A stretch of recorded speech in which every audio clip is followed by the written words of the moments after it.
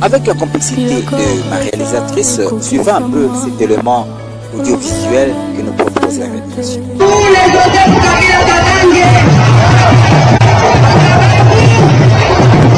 Mungu Baba yetu iko anatuonesha ya kwamba kwa upendo ya kweli, l'amour de la patrie inaanzia kwake na sie nyuma yake. Inabidi tumuunge mkono kwa ajili ya kuendelesha kazi kwenye nchi hapa. Si vile mnanisikia?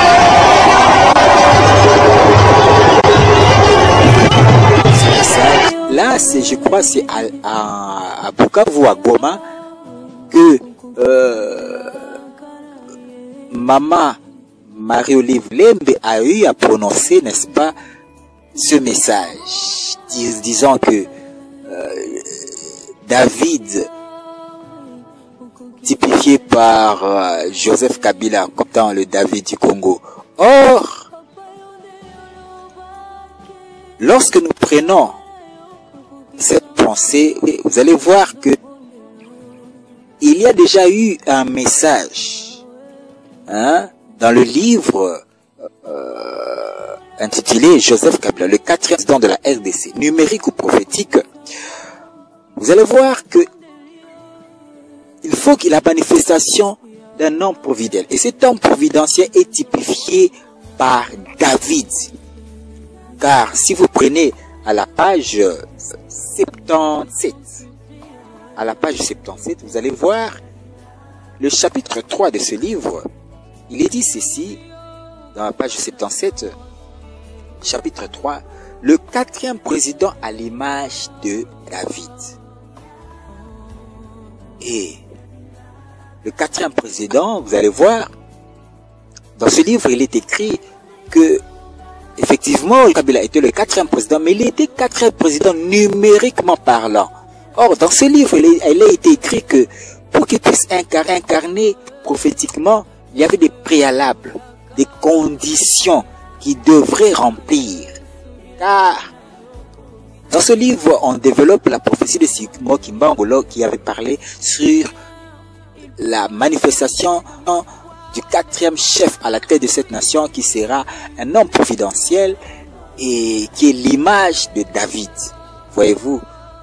Or, Joseph Kabila a eu se révéler seulement numériquement parlant comme le 4e, mais il n'a pas eu à remplir les 3 conditions, les 3 préalables qui ont été spécifiés noir sur blanc dans la page 21, à la préface.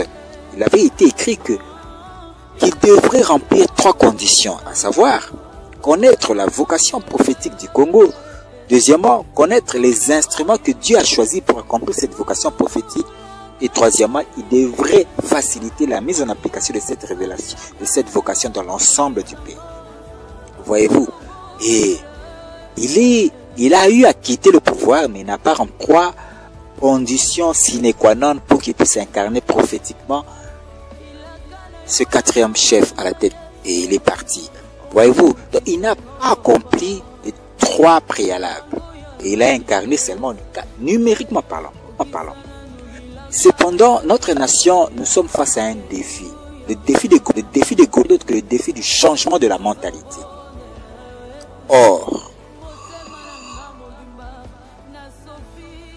ces 3 personnages, quand vous prenez Marie et Joseph, ils devaient être des manifestations du Messie. Or, le Messie, c'est l'image de loin de l'Éternel.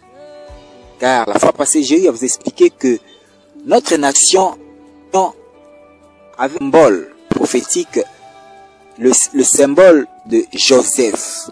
Je vous avais à vous expliquer les 3 Joseph. Les trois présidents qui ont porté le prénom de Joseph. Joseph Kasavubu, Joseph Désiré Mobutu et Joseph Kabila Kabange. Joseph Kabila Kabang est le troisième Joseph. Et il est en même qu'il soit... il est devenu sénateur à vie. Il a encore une mission à accomplir. Car il doit être utilisé pour la manifestation de ce quatrième Joseph qui est l'image de notre Seigneur Jésus-Christ manifesté, se révéler au travers d'un oint de l'Éternel.